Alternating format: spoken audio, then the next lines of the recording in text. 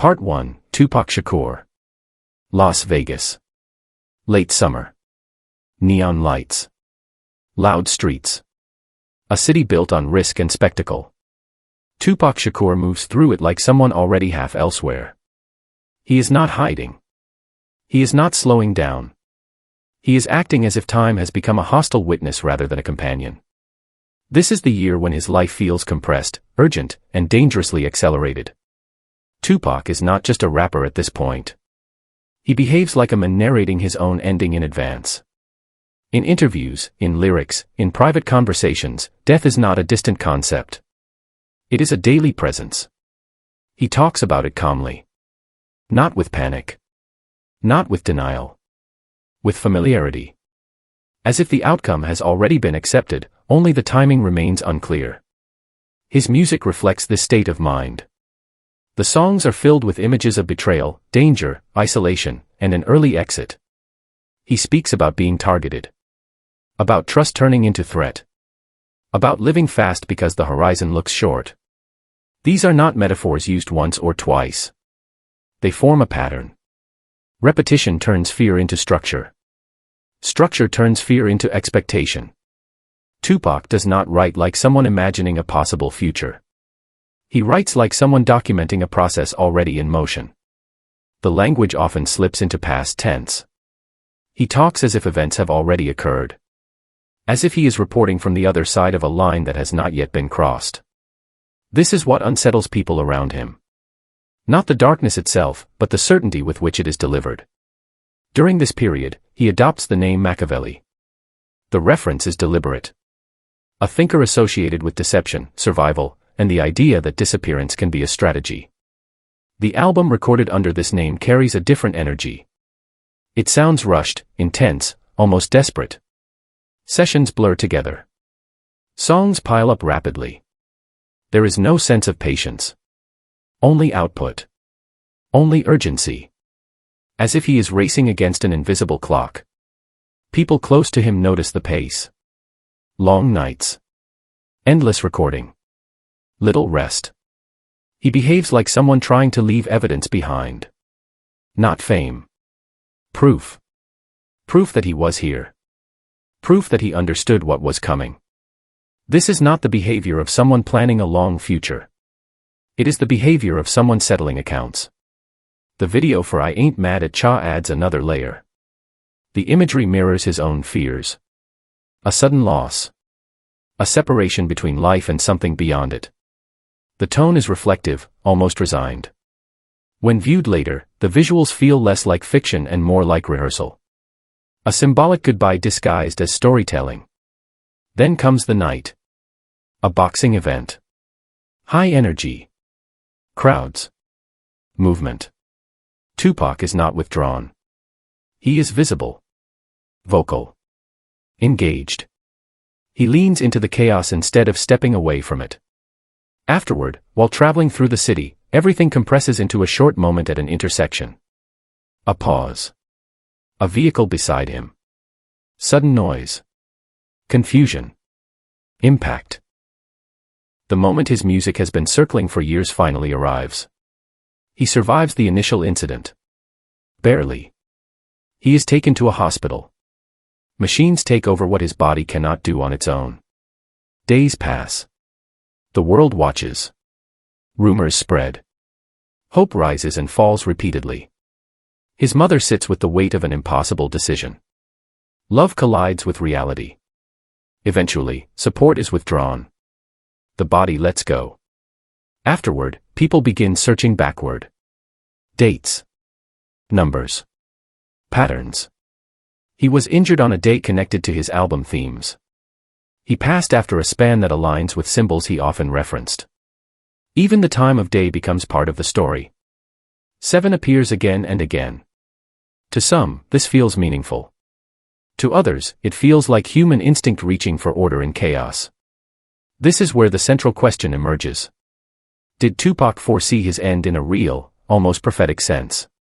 Or did he simply understand the environment he was living in with brutal clarity? A young man surrounded by hostility, attention, and unresolved conflict does not need supernatural insight to recognize danger. Awareness alone can sound like prophecy when events catch up.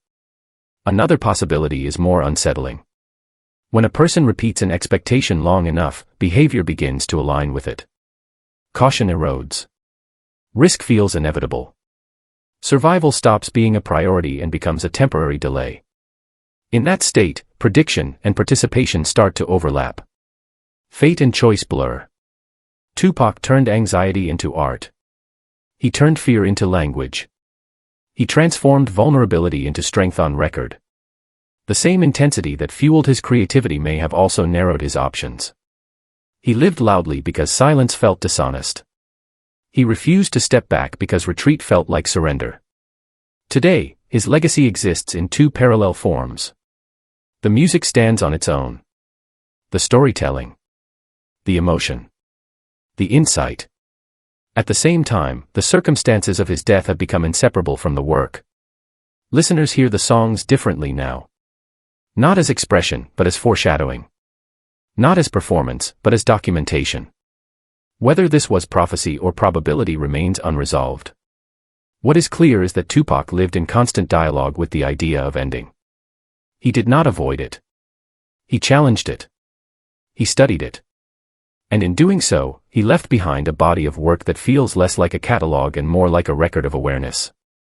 As you reflect on this story, consider whether recognizing danger early is wisdom or whether speaking it aloud gives it power, and stay with us as the next chapter moves from the streets of Las Vegas into a very different kind of warning that was captured on camera before it came true. Part 2, Lisa, Left Eye Lopez. Lisa Lopez is known to the public as chaos wrapped in charisma. Bright colors. Sudden laughter. Unpredictable actions. Headlines reduce her to spectacle. The fire. The jokes. The fearless image. Behind that surface lives a different person. Quiet. Observant. Highly sensitive to emotional shifts. Someone who feels the world rather than simply moving through it. Long before her final days, Lisa speaks about energy. About presence. About unseen forces that follow people when they carry unresolved weight. She does not frame these thoughts as entertainment. They appear during calm conversations. Moments without performance. Her eyes shift when she talks about it. Her tone lowers. She sounds less like an artist and more like someone listening to a warning only she can hear. The journey to Honduras is not a vacation. It is an attempt at repair. Distance from the industry. Distance from noise. She believes her spirit needs cleansing. The jungle represents silence and rebirth. A place where the nervous system can reset. Cameras follow her, not as a stunt, but as documentation of a personal transformation. She wants the process recorded, not the outcome controlled. In Honduras, her language changes. She starts speaking about being followed. Not physically. Emotionally. Something invisible that does not threaten directly but refuses to leave. She describes it as pressure. A sense of being watched from behind. Not fear exactly. More like anticipation. As if something is waiting for the correct moment to step forward. Then the accident happens. A child runs into the road. The vehicle strikes him. Everything stops. Sound collapses. Time loses structure. Lisa holds the boy. She cries. She prays. She stays. This moment fractures something inside her. The child shares her last name. That detail lodges itself deep in her thoughts. Afterward, guilt is only part of the reaction. Something darker forms. She begins to believe the event was misdirected. That whatever force she felt had aimed for her and missed. That the child was taken instead. She says this softly. Not dramatically. As a conclusion she has already accepted. From that point on, she behaves like someone living on borrowed time. Her energy fades. The loudness drains away. She becomes reflective. She organizes thoughts. She talks about legacy. About how she wants to be remembered. She does not sound dramatic. She sounds resolved. People around her notice the shift.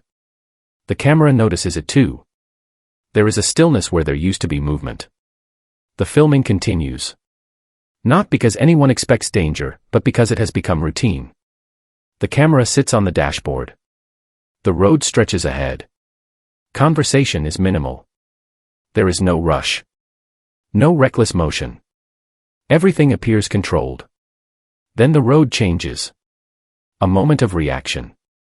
A loss of balance. The vehicle overturns.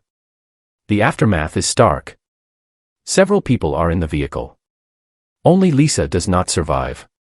No dramatic build-up. No prolonged chaos. Just a sudden ending. The camera captures fragments. Noise. Disorientation. Then silence. What was meant to record a spiritual journey becomes an unintended record of its conclusion. This detail haunts audiences later. The presence of the camera. The idea that her final moments exist on tape. Not staged. Not recreated. Raw and accidental. Some see it as disturbing.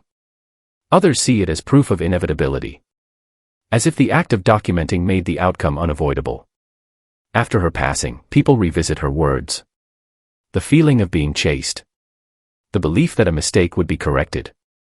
Her calm acceptance in the days leading up to the accident. Patterns begin to form in hindsight. The human mind searches for meaning. Especially when randomness feels too cruel to accept. There is another explanation. Trauma reshapes perception. After witnessing the death of a child, especially one linked by name, the mind looks for structure. The idea of being next can feel more manageable than the idea of chaos. Believing death is scheduled may feel safer than believing it is random. Spiritual language becomes a container for fear. Intuition becomes a story the mind tells to stay upright. In this view, Lisa is not predicting the future. She is trying to survive the present. Her sensitivity, which once fueled creativity, now amplifies shock. The brain does what it can to make sense of an unbearable moment. Yet the timing remains unsettling. The clarity of her statements. The change in behavior. The alignment between belief and outcome. Even skeptics struggle to dismiss it entirely. There is no evidence of intent. No desire to disappear. Only a sense of being tired. Of feeling finished. Lisa Lopez leaves behind two images. One loud and misunderstood. One quiet and unresolved. The second is harder to accept.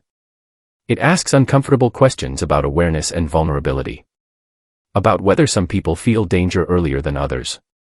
Or whether sensitivity itself becomes a burden when life turns violent. Her story does not offer answers. It offers tension. Between belief and biology.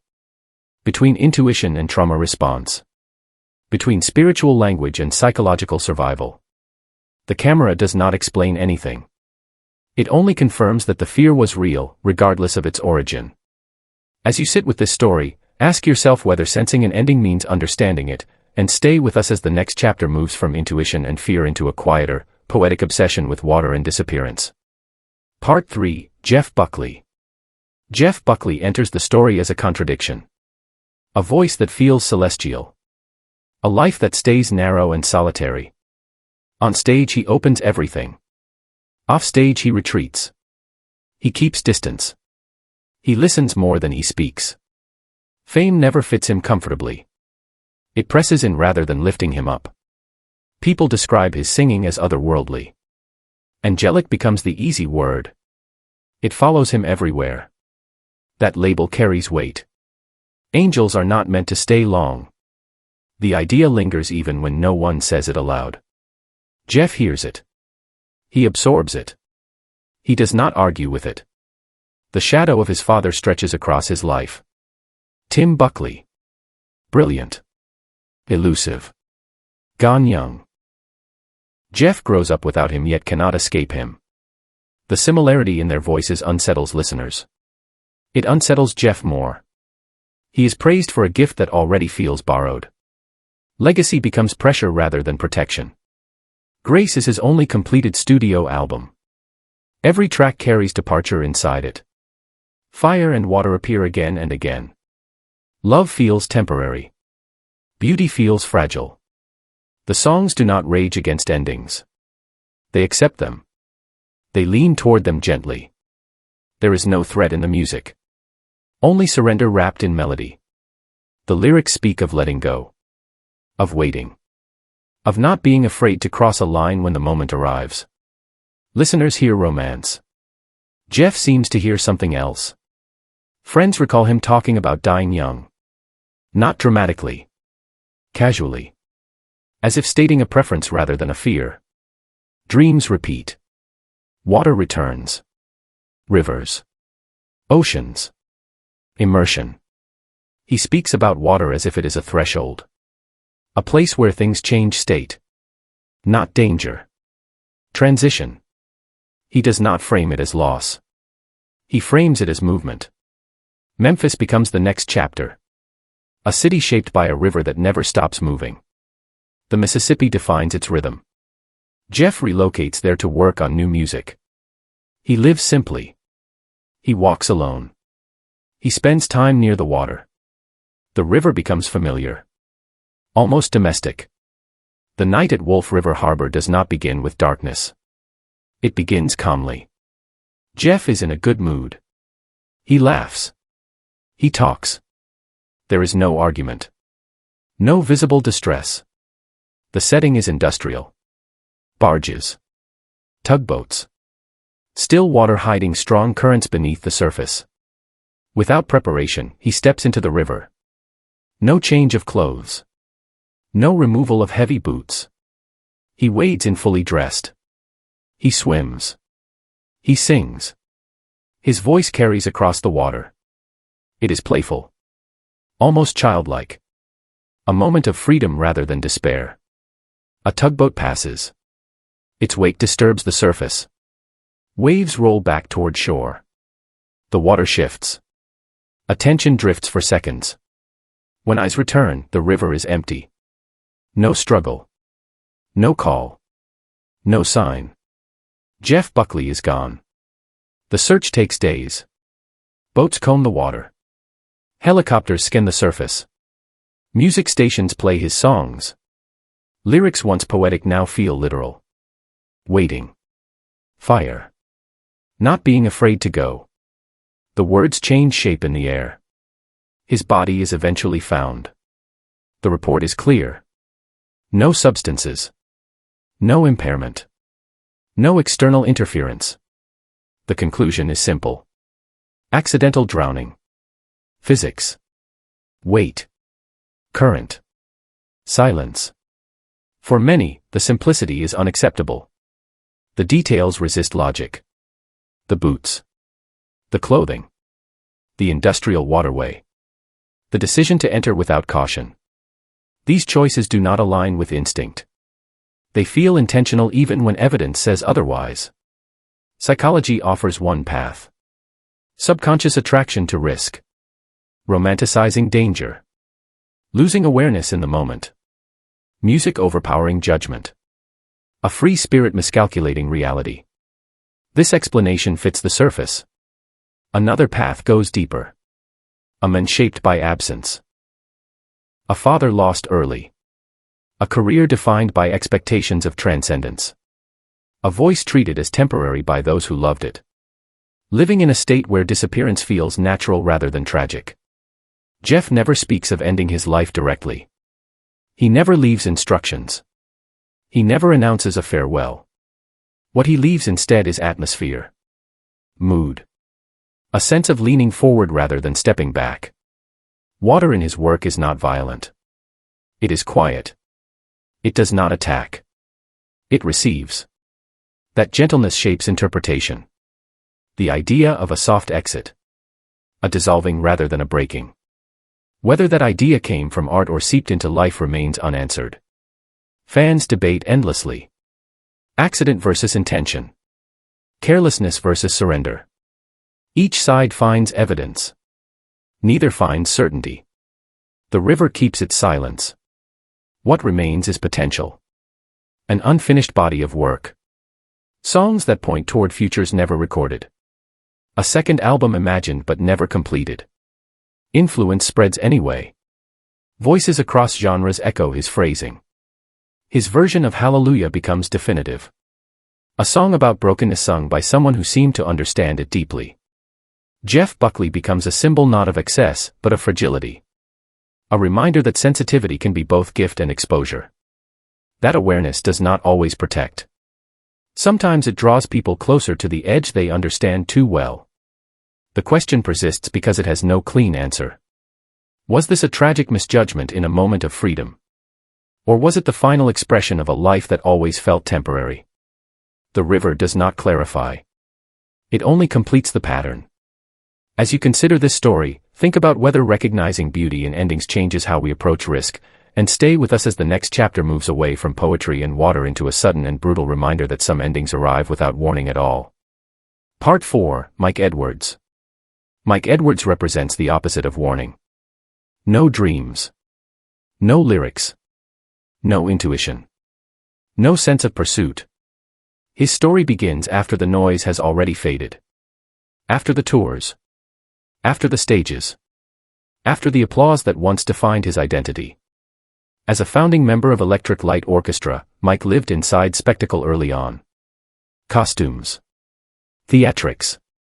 A cello played with humor and defiance. Music that blended grandeur with playfulness. He helped build something loud and visible. Then he stepped away from it. Withdrawal was not bitterness. It was choice. He left the spotlight to pursue stillness. Spiritual study. Simplicity. A quieter rhythm of life. He changed his name. He changed his routine. He traded crowds for countryside. What he wanted was peace. What he found was distance. By the time his story turns final, there is nothing dramatic about his days. He lives in rural England. Roads curve through hedges and hills. Fields stretch quietly. Tractors move slowly. Danger is not part of the landscape. Familiarity is. The day itself carries no signal. Weather is ordinary. Light is stable. He drives a small van along a country road he likely knows well. There is no rush. No distraction. No tension. Just movement through space that feels safe by design. Above the road, a hill rises sharply. On that hill, agricultural work is underway. Large cylindrical bales of hay rest on a slope. They are massive. Dense. Each one a compacted weight of potential energy. They are not meant to move without guidance. One bale shifts. Gravity takes control. The cylinder begins to roll. Momentum builds quickly. The slope offers no resistance. The object becomes a force. Direction is no longer negotiable. Between the hill and the road stands a tall hedge. Thick. Green. Blocking all visibility. Mike cannot see the field. He cannot see the movement. He cannot see the threat. His perspective remains unchanged until the final instant. The bale reaches the bottom of the slope. It strikes a bank. Instead of stopping, it lifts. The impact launches it upward. Over the hedge. Into open air. At the exact moment his van passes beneath. There is no time to respond. No swerve. No brake. No sound that could be processed as warning. The object lands directly onto the vehicle. The structure collapses instantly. The force is absolute. Life ends in a fraction of a moment. There is no malice in this story. No conflict. No enemy. No mistake made by the person whose life is taken. Investigations find no intent. Only error in procedure. Only physics doing what physics does when conditions align. The probability defies intuition. If the van had arrived seconds earlier or later, there would be no story. If the bale had rolled at a slightly different angle, it would have missed. If the hedge had been a little taller, the outcome would change. Every variable matters. None are controlled. This is why the story unsettles. It resists narrative comfort. There is no build-up. No foreshadowing. No meaning embedded in behavior. No emotional signal to prepare the listener. The ending arrives without consent or explanation. In stories about premonition, people argue over interpretation. Here, interpretation feels almost offensive. There is nothing to interpret. Nothing to decode. Nothing to romanticize. Only coincidence at a scale that feels cruel. Some call it fate. Others call it chaos. The language chosen depends on tolerance for uncertainty. Fate suggests design. Chaos suggests absence. Both attempt to answer discomfort with vocabulary. Mike Edwards had already stepped away from excess. He was not tempting risk. He was not seeking danger. He was not distracted. He was simply present in the wrong place at the only moment that mattered. This is what distinguishes his story from the others. There is no inner collapse preceding the outer one. No spiral. No obsession. Just the sudden demonstration that safety is conditional and control is temporary. Those who arrive at the scene struggle to process it. The damage does not match expectation. Rural roads do not prepare responders for impact from above. The explanation sounds unreal even when proven. Afterward, his name becomes associated less with music and more with the event. A founding member reduced to a headline about improbability. A spiritual seeker remembered through a moment of violence he never anticipated. This raises an uncomfortable question. How much of identity survives randomness? How easily a lifetime can be eclipsed by a single instant? How legacy can be rewritten by circumstances unrelated to intention or character? In this story, there is no lesson about behavior. No warning about choices. No moral adjustment that could have altered the outcome. That is what makes it heavy. It offers no advice. Only perspective. Life often feels navigable. Patterns form. Experience builds confidence. We assume continuity. We assume tomorrow resembles today. Mike Edwards believed this as much as anyone. He had every reason to. The universe did not correct him gently. It did not negotiate. It did not announce itself. It acted without regard for readiness. Some viewers find this terrifying. Others find it clarifying. The absence of meaning forces attention onto the present. The lack of warning exposes how fragile assumptions really are. Mike Edwards did not predict his death. He did not sense it. He did not prepare for it. His story stands as a counterweight to all others. A reminder that not every ending is preceded by a signal. As you think about this account, consider whether randomness feels more honest than destiny, and continue with us as the next chapter returns to fear, intuition, and a man who believed the words he repeated could shape his final moment. Part 5, Mark Bolan. Mark Bolan lives inside contradiction. Glitter and fear. Confidence and avoidance. On stage he invents glam rock, a universe of color, fantasy, and movement. Off stage he carries a specific terror that never loosens its grip. He is afraid of cars. Not mildly uncomfortable. Not cautious. Genuinely afraid. He refuses to drive. He refuses to learn. He refuses to sit behind a wheel. He tells friends that metal moving at speed feels wrong. He trusts large luxury cars more than small ones, yet even then he prefers the passenger seat. Control frightens him more than surrender. Alongside that fear runs a sentence he repeats for years. I will not live to be 30. He says it casually. Sometimes joking. Sometimes serious. He does not attach emotion to it. It becomes a statement of fact rather than a wish. People around him hear it so often that it fades into background noise. Words matter when repeated. They shape expectation. They settle into identity. Mark Bolan builds his public image around youth, speed, brightness. Eternal adolescence fits his mythology. Growing old does not. The idea of stopping feels incompatible with the character he has created. His lyrics reflect this tension. Cars appear often. Wheels. Roads. Motion. Trees.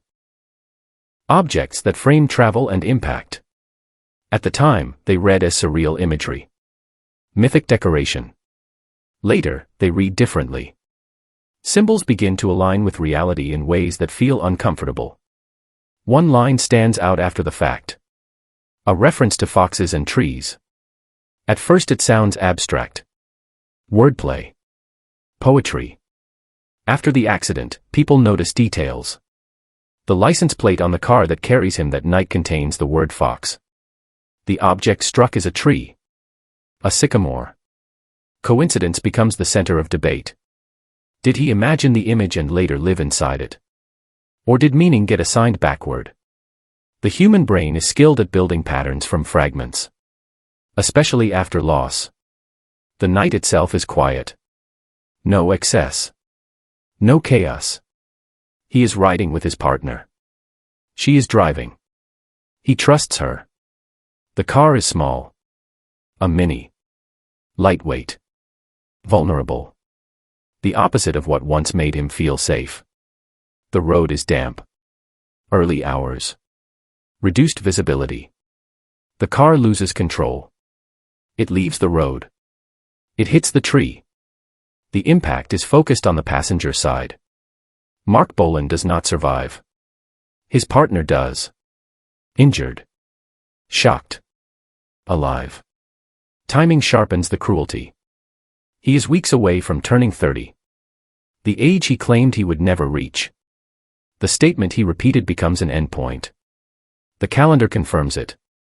Fate appears punctual. Afterward, grief attaches itself to the person who lived. His partner carries it for life. She was driving. She was present. She was not reckless. Still, survival becomes burden. Love turns into responsibility that cannot be resolved. Public response complicates everything. Fans search for signs. Interviews are replayed. Lyrics are re-examined. Every reference to motion or fear becomes evidence. The story transforms from accident to prophecy. A tree becomes more than a tree. It becomes a symbol. People visit the site. They leave notes. Flowers. Messages. The place turns into a shrine. A location where belief gathers. Where fans connect the artist to the ending he predicted. This raises an uncomfortable question. When does intuition cross into manifestation? Repeating an outcome can change behavior subtly. Choices align with expectation. Risk feels acceptable. Avoidance feels futile. If an ending feels guaranteed, protection loses urgency. Another possibility exists. Mark Bolan may have sensed danger not mystically, but psychologically. Phobias are often rooted in real perception. He may have understood how fragile vehicles are. How unpredictable roads can be. Fear might have been awareness rather than superstition. In that case, his refusal to drive was not avoidance of fate but resistance to it. The problem is that resistance does not equal immunity. Being a passenger still places you inside the system you fear. Art complicates this further. Artists often speak in images. They reach for metaphor. They exaggerate. Listeners turn metaphor into map only after the destination is reached. Mark Bolan never writes a farewell. He never arranges an ending. He keeps working. Performing. Recording. Planning. There is no evidence of desire to disappear. Only a belief that time is short. Belief can coexist with ambition. Someone can feel limited and still push forward. In fact, limitation can intensify output. The pressure of an imagined deadline sharpens focus. It creates urgency. Mark Bolan burns brightly because he believes the light will not last. That belief fuels glam rock itself. Excess as celebration. Style as resistance to decay. Glitter as armor against time. After his death, the myth overtakes the man. He becomes frozen at the age he feared. Eternal youth achieved at unbearable cost. The image aligns perfectly with the story fans want to tell. The question remains unresolved. Did he speak the future into existence? Or did he simply recognize something others ignore? Does intuition warn, or does it invite? Are some fears messages, or are they traps built by repetition? Mark Bolan leaves no answer. Only a sentence repeated too many times and an ending that obeyed it. As you consider his story, think about whether repeating a fear gives it power or clarity, and stay with us as the next chapter moves from spoken prophecy to an image that appeared in flames only days before it became reality. Part 6, Ronnie Van Zant / Lynyrd Skynyrd. Lynyrd Skynyrd stands at its peak. Crowds fill arenas. Songs travel far beyond the South. Confidence replaces struggle. The band feels invincible in motion, carried by momentum and belief. Success moves faster than caution. Street Survivors arrives at the exact wrong moment. The cover shows the band surrounded by fire. At release, the image reads as bravado. Survival through heat. Endurance through pressure. A metaphor for touring life. The message looks bold rather than ominous. The timing becomes unbearable. Days later, travel plans proceed as usual. The aircraft chosen is older. Practical. Familiar. Not glamorous. The crew believes it will be enough. Fuel calculations are tight. Distance feels manageable. Experience creates comfort. In flight, the routine collapses. The engines fail to maintain power. The aircraft descends into a wooded area in Mississippi. The impact is devastating. Several members do not survive. Others are injured and scattered. Silence replaces music. The cover image transforms instantly. Fire on vinyl becomes fire in memory. What once symbolized strength now reads like prediction. Stores pull the album. A new cover replaces the original. Damage control cannot undo association. The image has already embedded itself into the story. Ronnie Van Zant becomes the center of interpretation. His voice led the band. His words shaped the songs. He had spoken often about not reaching 30. Not with fear. With certainty. Friends remember it clearly. The sentence returns after the crash with sharp clarity. He wrote that smell as a warning. Substance use. Excess. Consequence. The lyrics caution those moving too fast. Smell becomes a metaphor for danger in the air. At the time, listeners hear moral advice. Afterward, they hear prophecy. It also challenges the idea that meaning is purely invented after. Art sometimes reaches forward unknowingly. Not predicting events, but capturing emotional weather. Anxiety leaks into imagery. Pressure leaks into sound. The future recognizes itself later. Lynyrd Skynyrd's loss reshapes American music. A path ends abruptly. Another never begins. Influence continues through absence. The album cover remains banned from comfort. The image refuses to rest. Fire stays bright. Memory keeps it burning. As you reflect on this chapter, consider whether symbols are discovered or created after the fact, and stay with us as the next story turns away from albums and planes toward a dream journey that ended beside a quiet highway. Part 7, Steve Lee. Steve Lee is introduced through sound rather than spectacle. A powerful voice. Controlled. Emotional. Trusted. In Switzerland, his singing carries national pride. Abroad, it carries recognition. He does not live like a myth. He lives like a craftsman. Reliable. Grounded. Focused on performance rather than chaos. Away from the stage, he holds one clear dream. A long ride across the United States on a Harley. Open road. Distance. Wind. Freedom stripped of schedule. It is not rebellion. It is release. A reward imagined for years, delayed by work, finally claimed when time allows. The journey begins without drama. A group of riders. Familiar engines. Shared anticipation. The landscape opens wide. Desert. Sky. Long stretches of asphalt that invite calm rather than speed. Experience guides their behavior. These are not reckless riders. They know weather. They know limits. Rain arrives suddenly. The kind that changes traction and sound. The group reacts responsibly. They pull over. Engines off. Helmets loosened. Jackets adjusted. A pause chosen for safety. No rush. No challenge to conditions. Just caution. This decision is crucial. It feels correct. It feels mature. It feels like the right answer. Steve stands beside his motorcycle. The machine that symbolizes freedom rests quietly. Rain taps against metal.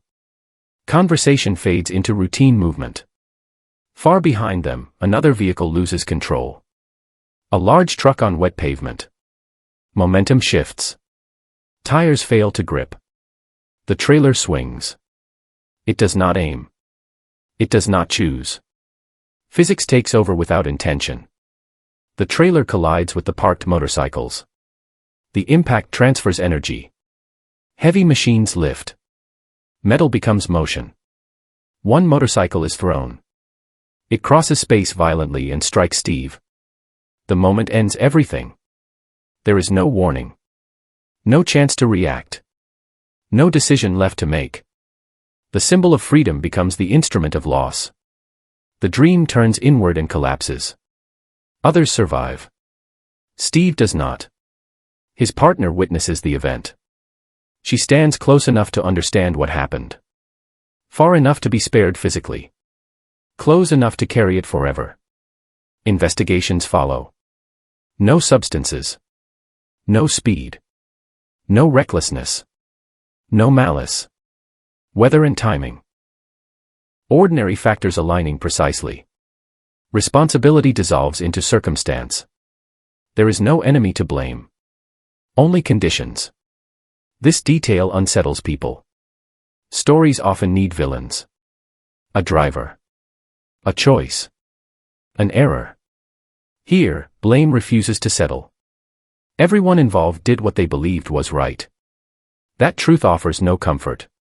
Steve Lee does not predict this end. He does not fear it. He does not write about it. He does not speak of danger. His dream is simple. Ride. Experience. Return. There is no sense of finality in his words or actions. This makes the story heavier.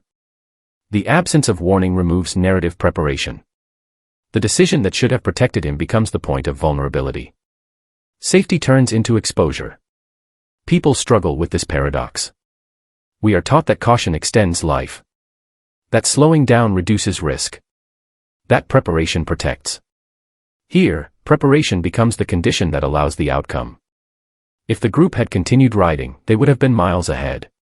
If they had stopped sooner or later, alignment would break. Survival rests on seconds. Luck hides inside routine. This challenges belief systems. It suggests that control is limited. That correct behavior does not guarantee correct outcome. That survival is not always linked to virtue or intelligence. Steve's career reinforces the irony. He survives decades of touring, travel, fatigue, stage pressure. He avoids excess. He maintains discipline. He does everything right. Then he is taken during a pause meant for care. Afterward, his country mourns. Not only a musician, but a figure of stability. Fans grieve quietly. The band continues, but something essential is missing. A voice cannot be replaced. Only echoed. The motorcycle becomes a complicated symbol. It represents freedom, but also exposure. It offers exhilaration but removes protection. In Steve's case, it becomes both dream and ending. Yet the motorcycle is not the enemy. It did not choose this role. Assigning blame to objects avoids confronting randomness. The truth remains uncomfortable. Sometimes safety and danger share the same space. This story forces a recalibration of how people view risk. It suggests that awareness reduces danger but cannot eliminate it. That chance still plays a role. That timing often outweighs intention. Steve Lee's death does not fit the myth of excess. It fits the reality of vulnerability. A reminder that even the careful are not immune. That doing the right thing does not always produce the right result. His legacy remains tied to music rather than scandal. Songs endure without distortion. The story does not glorify the end. It complicates the meaning of safety. This chapter asks a difficult question. Is survival a reward for caution or a gift of timing? Does preparation truly protect or simply reduce probability? When everything is done correctly, what remains is chance. Steve Lee lived his dream. Not recklessly. Not defiantly. Simply fully. The road did not take him because he chased danger. It took him while he stood still. As you sit with this story, consider whether safety is a strategy or a hope, and stay with us as the next chapter turns back to ambition and exhaustion through a letter written too late to arrive in time. Part 8, Jim Croce. Jim Croce earns his place through persistence rather than flash. Years of small rooms. Long drives. Ordinary jobs between shows. He writes songs like a workingman keeps a journal. Direct. Observant. Grounded in daily struggle. Fame arrives late and arrives hard. Success does not feel like rescue. It feels like acceleration. Concerts stack up. Travel compresses days into motion. Sleep becomes shallow. Home becomes an idea rather than a place. Jim carries responsibility on his back. A wife. A young child. A sense that time is leaking away faster than he can contain it. Exhaustion settles in quietly. Not collapse. Erosion. The road stops feeling romantic. Applause stops feeling nourishing. He begins to talk about stopping. Not taking a break. Stopping. Leaving the circuit. Choosing presence over momentum. The decision forms fully on a final tour. After another show. After another night that proves how loved he is by strangers. He sits down and writes a letter to his wife. The tone is clear. He is finished with the life that keeps him away. He promises to come home. He promises to be a father. He promises that this chapter is closing. The letter is not vague. It is practical. Plans. School. Writing. A future measured in ordinary days. He seals it. He sends it. Relief follows. The hardest decision is made. The next step feels simple. Hours later, travel resumes. A small plane. Short distance. Familiar routine. Night air. Darkness around the runway. The aircraft lifts and struggles. It does not gain the height it needs. Trees stand at the edge of the airfield. The plane strikes a pecan tree and falls. There are no survivors. The impact erases everything instantly. Music. Plans. Fatigue. Relief. All gone. The body stops. The decision survives only on paper. Days later, after the burial, the mail arrives. The letter reaches its destination. The handwriting is unmistakable. The promise is intact. The timing is cruel. A message written in hope becomes a message from absence. This moment defines the story. Not the crash. Not the investigation. The letter. Words meant to change a life arrive when change is no longer possible. Love arrives late. Intention misses its window. Time in a bottle plays everywhere. The song was written earlier, inspired by love and the desire to preserve moments. After the loss, it changes shape. It becomes a farewell. A request that can no longer be granted. The lyrics stop sounding poetic and start sounding desperate. Listeners hear it differently. Every line feels heavier. Time becomes the antagonist. The bottle breaks. The illusion of saving days dissolves. The song turns into a shared mourning ritual. Jim Croce becomes more famous in death than he was in life. Records sell. Radio repeats his voice. The irony deepens. He wanted less attention. He receives more. He wanted time. He becomes timeless instead. His son grows up knowing his father through recordings. Through stories. Through a letter that explains intention but cannot provide presence. Legacy replaces relationship. Music replaces memory. People ask the inevitable question. If he had quit earlier, would the outcome change? If the tour ended sooner, would the flight never happen? If rest had been chosen before exhaustion demanded it, would survival follow? There is no answer. The question persists because it reflects a universal fear.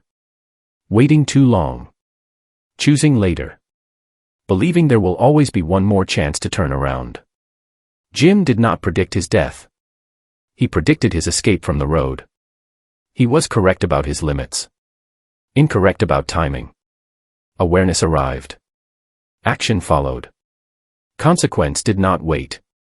This story is not about destiny written in lyrics. It is about delay. About how decisions can be right and still arrive too late. About how clarity does not guarantee safety. Work culture rewards endurance. The road rewards persistence. Applause encourages continuation. Stopping feels like failure until the body insists.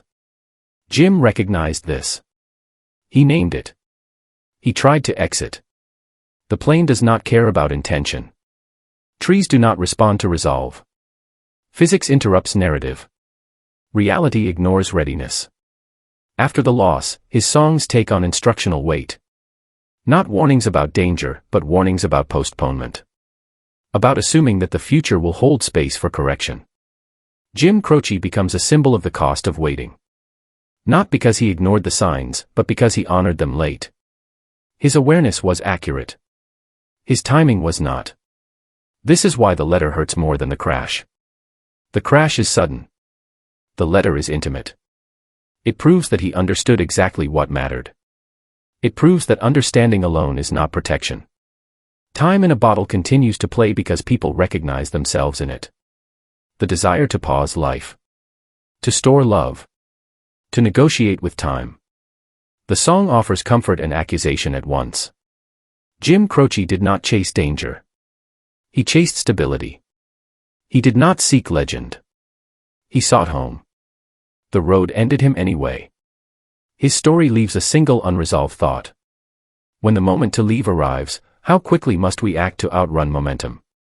How many signs do we need before later becomes never? As you consider this chapter, think about the decisions you keep postponing and why, and stay with us as the next story turns from exhaustion and letters into guilt and laughter that hit a far darker reckoning. Part 9, Keith Moon. Keith Moon lives as noise before he becomes silence. The drummer of The Who is not background. He is movement. He attacks rhythm. He treats drums as lead voice. On stage he looks fearless. Off stage he looks untouchable. Laughter becomes armor. Excess becomes identity. The clown image protects him for a while. Pranks distract. Destruction entertains. Chaos earns applause. Few notice what sits beneath it. Guilt does not announce itself loudly. It waits. It repeats. It returns at night. Years earlier, a moment changes everything. A friend dies during a sudden confrontation outside a venue. Keith is involved. The event is ruled an accident. The law moves on. His mind does not. He carries the image forward. The body moves. The memory stays. After that night, sleep becomes hostile. Dreams replay. Faces return. Sound intrudes. Humor sharpens because silence hurts. Drinking increases. Pills enter the routine. Not to celebrate. To escape. To shut off the loop. Depression settles behind the grin. Performance continues. Tours continue. Albums continue. The body keeps pace while the mind fractures quietly. Control slips. Confidence erodes.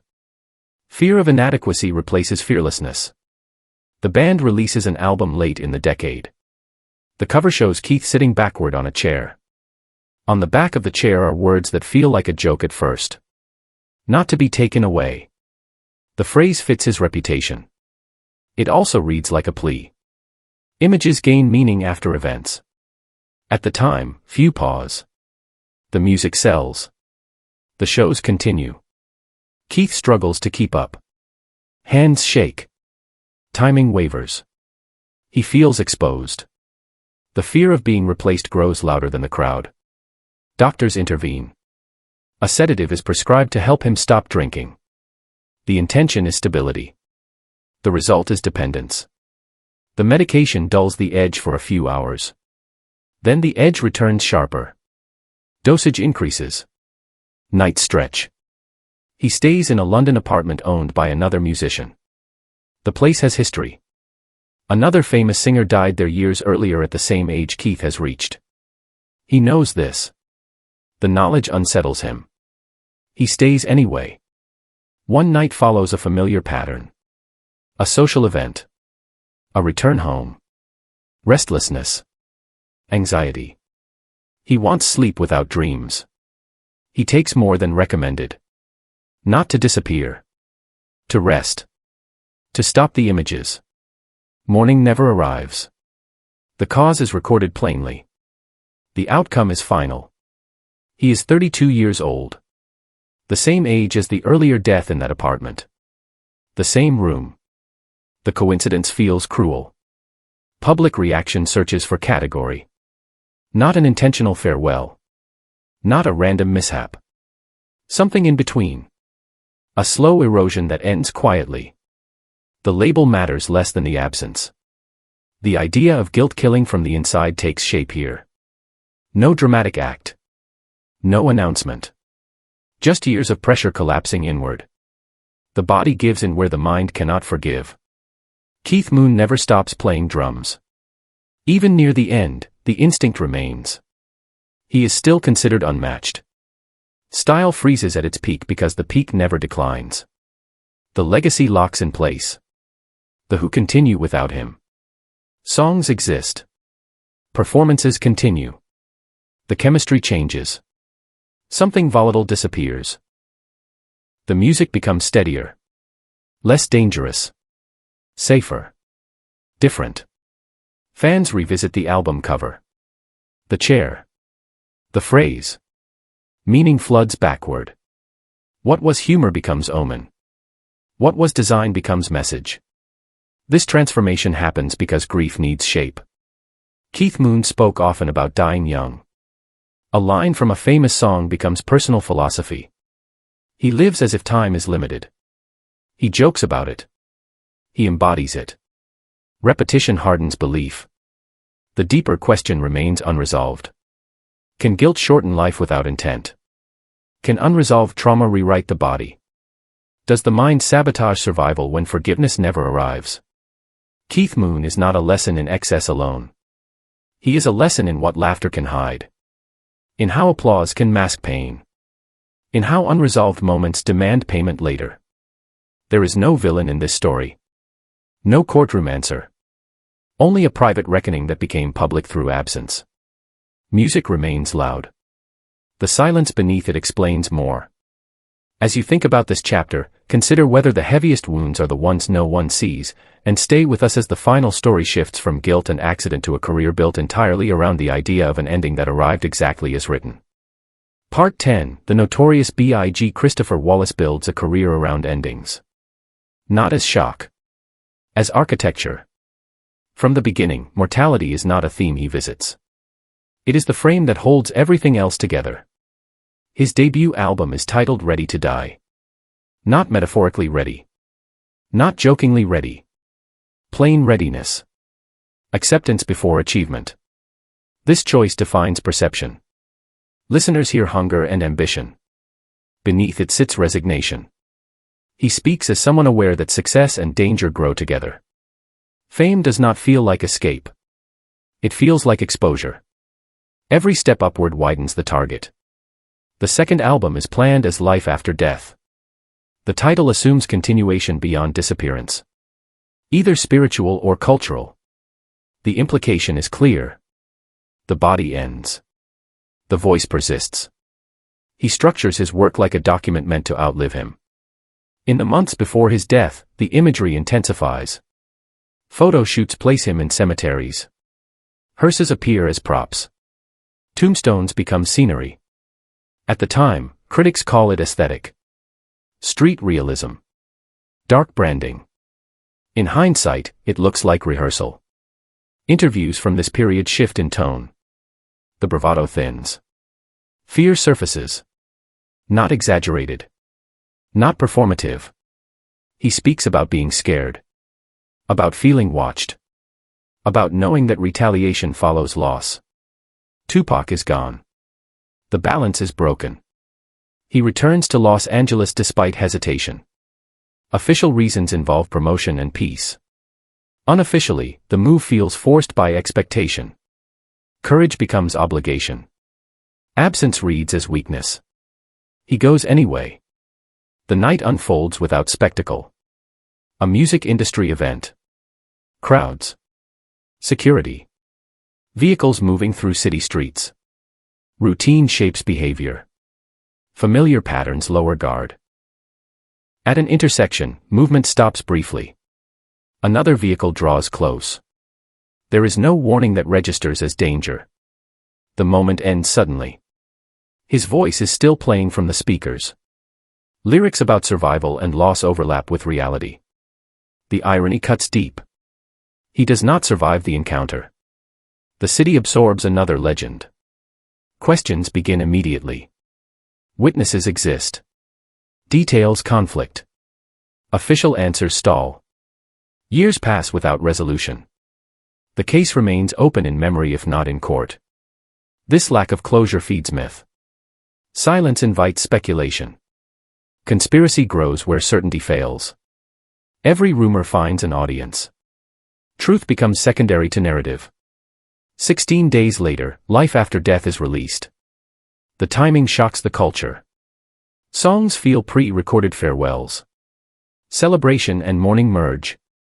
Dance floors move to the voice of someone no longer present. The contradiction defines an era. Tracks titled with finality take on new weight. You're nobody till somebody ends you echoes louder than intended. Lines meant as commentary become prophecy. Listeners feel complicit. Art reflects reality too closely to ignore. The album achieves massive success. Sales surge. Recognition expands. He becomes larger in absence than in life. Murals appear. Shirts circulate. His face turns iconic. Christopher Wallace dissolves into the notorious B.I.G. This transformation raises an uncomfortable question. Did the work predict the end? Or did the end complete the work? When an artist builds identity around mortality, does success accelerate risk? Does repetition harden fate? Biggie did not glamorize disappearance. He feared it. His calm acceptance hides tension. He understood the environment he operated in. Rivalries. Media pressure. Street codes amplified by coverage. He did not invent danger. He navigated it knowingly. The media plays a role. Rivalries are framed like sport. Conflict sells. Headlines escalate emotion. Nuance disappears. Public perception hardens sides. De-escalation becomes nearly impossible without loss of face. Biggie moves through this landscape carefully but visibly. He speaks about wanting peace while wearing the weight of expectation. Contradiction pulls at him constantly. After his death, investigations stall. Trust erodes. Accusations scatter. No conclusion satisfies. The absence of truth becomes part of the legacy. Music fills the gap. Songs explain what facts cannot. Fans turn to lyrics for meaning. Patterns form. Timelines align. The career reads like a script that ended exactly where it began. This is the final example in the series because it is the most complete. Not a single line. Not a single image. An entire body of work shaped like a farewell. Every title points toward the same horizon. The cost of this completeness is human. Behind the icon was a man with fear. With family. With plans that never reached daylight. Immortality arrives but only after life ends. The central question remains unresolved. Does art grant survival beyond the body? Or does the pursuit of permanence demand sacrifice? When a voice becomes eternal, what disappears in exchange? Biggie Smalls becomes timeless. Christopher Wallace becomes memory. The distinction matters. One is preserved. The other is gone. This story closes the sequence because it leaves no distance between creation and consequence.